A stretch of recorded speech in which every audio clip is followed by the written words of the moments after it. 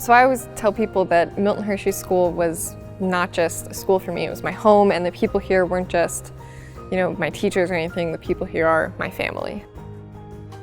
I graduated on June 16th, 2013. 8 days later, on June 24th, I was in a very bad car accident.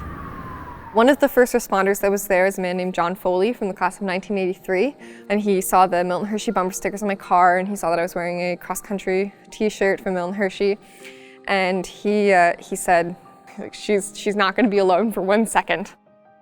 I wasn't conscious for any of this, of course. By the time my mom got there, she said she walked in and the waiting room was packed, and it was all Milton Hershey staff and teachers and house parents. I was in the hospital for several days, had surgery on my hip. One of the physical therapists was Adam Paris from the class of 1985. He knew that I was going to have to wait several weeks to start therapy, and so he said, "That's okay, I'll stay late, get Amanda in, that way she can get to school on time." I remember when I graduated at that point, I really didn't have an idea of what I wanted to do. I knew what I wanted to study in college. I studied French and creative writing, but I wasn't really sure what I was going to do with that.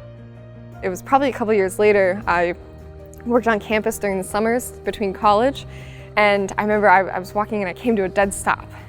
And I was on that road that looks up at Founders Hall and looks over at the clock tower. All that was in front of me, a beautiful day. And I looked up and I said, "Oh, I want to be here for the rest of my life."